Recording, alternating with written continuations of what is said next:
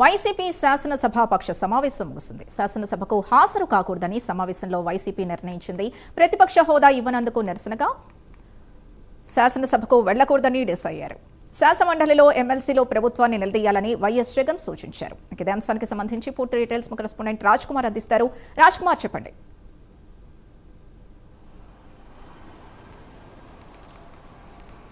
సింధు, మొత్తానికి ఆంధ్రప్రదేశ్ మాజీ సీఎం జగన్ అధ్యక్షతన ప్రత్యేకించి తాడేపల్లి కేంద్ర కార్యాలయంలో వైఎస్ఆర్ కాంగ్రెస్ పార్టీకి సంబంధించినటువంటి ఎల్పీ సమావేశం ముగిసింది. ప్రత్యేకించి ఈ సమావేశంలో కొన్ని కీలకమైనటువంటి అంశాలపైన ఆ పార్టీ అధ్యక్షుడు జగన్మోహన్ రెడ్డి ఉన్నటువంటి ఎమ్మెల్యేలు ఎమ్మెల్సీలతో ప్రత్యేకంగా సమావేశం నిర్వహించారు. ఏదైతే గతం నుంచి ఆ పార్టీకి సంబంధించినటువంటి అంశంలో ప్రధానంగా ఏదైతే ప్రతిపక్ష హోదా ఇస్తేనే అసెంబ్లీకి హాజరై ప్రజల యొక్క సమస్యలను వినిపించడానికి తమకు తగినటువంటి సమయం కేటాయించాల్సినటువంటి అవసరం ఉంటుందనేది ఆ పార్టీకి చేస్తున్నటువంటి మొదటి నుంచి ఆ పార్టీ యొక్క స్టాండ్గా ఉంది. అయితే ప్రత్యేకించి ఈరోజు సమావేశంలో కూడా అదే విధానానికి ఆ పార్టీ మళ్ళీ తీర్మానించుకుంది. ఏదైతే దాదాపుగా సీట్లు అంశాన్ని పక్కన పెట్టి ఏదైతే 40% ఓట్లు వచ్చినటువంటి అంశంగా తీసుకుని పరిగణించి ఆ ప్రజల్లో వారి యొక్క బలం ఏ విధంగా ఉందో చూసి దాన్ని బట్టి ప్రతిపక్ష హోదా కేటాయించాలని మొదటి నుంచి కూడా వైఎస్ఆర్ కాంగ్రెస్ పార్టీ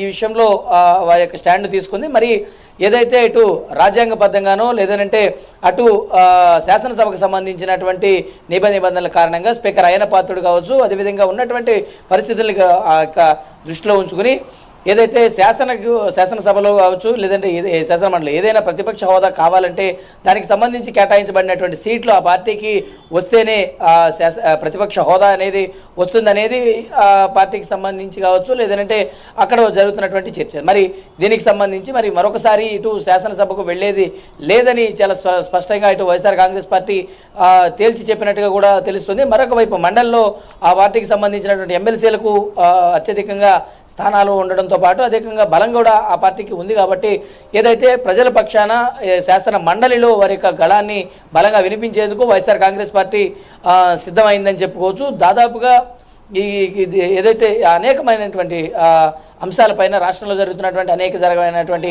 అంశాలపైన వివిధ రకాలైనటువంటి తీసుకోబోయేటువంటి నిర్ణయాలపైన ప్రత్యేకించి కేటాయించబోయేటువంటి బడ్జెట్ పైన ఏ విధంగా ఇటు ఆ పార్టీ ముందుకు వెళ్ళాలనేటువంటి స్టాండ్ ఏదైతే ఉందో దాన్ని ఆ పార్టీ అధ్యక్షుడు జగన్మోహన్ రెడ్డి ప్రత్యేకించి ఎమ్మెల్సీలతోనూ ఎమ్మెల్యేలతోనూ ప్రత్యేకంగా మాట్లాడినటువంటి పరిస్థితి ఉంది. కాబట్టి మరి పూర్తి స్థాయిలో కూడా ఇటు ఎమ్మెల్సీలు మరి హాజరవుతున్నారు. ఈరోజు కూడా అటు ప్రత్యేకించి ఏదైతే పార్టీకి సంబంధించినటువంటి ఎమ్మెల్సీలు శాసనమండలికి హాజరయ్యారు. ప్రత్యేకించి ఈరోజు ప్రశ్నోత్తరాల సమయంలో కూడా చాలా వాడివేడిగా చర్చ అయితే సాగింది. మరి ఇటు ప్రభుత్వాన్ని ఇటు మండలిలో గట్టిగా ప్రశ్నించి వారి యొక్క గళాన్ని మండలి నుంచే వినిపించాలనే ఒక నిర్ణయానికి వైఎస్ఆర్ కాంగ్రెస్ పార్టీ వచ్చింది. కాబట్టి మరి ఈ నేపథ్యంలో ఎలాంటి వ్యూహాలతో మరి వైఎస్ఆర్ కాంగ్రెస్ పార్టీ మండలిలో ముందుకెళ్లాలని నిర్ణయించుకుంది, ఎలాంటి ప్రశ్నోత్తరాలకు ఎలాంటి సమాధానాలు ఇవ్వాలనేటువంటి ఒక అంశాన్ని పరిగణలోకి తీసుకోవాలని ఆ పార్టీ అధ్యక్షుడు జగన్మోహన్ రెడ్డి సూచించారు. కాబట్టి మరి ఆ విధానాలతోనే ముందుకెళ్లాలని ఆ పార్టీ నిర్ణయం తీసుకుంది. మరి రేపటి నుంచి కూడా ఈ ఏదైతే ఈరోజు జరిగినటువంటి ఎల్పీ సమావేశాల అంశాలను వైఎస్ఆర్ కాంగ్రెస్ పార్టీ ఎమ్మెల్సీలు మండలిలో వినిపించబోతున్నారని చెప్పుకోవచ్చు. Sindhu. Right, thank you Raj Kumar.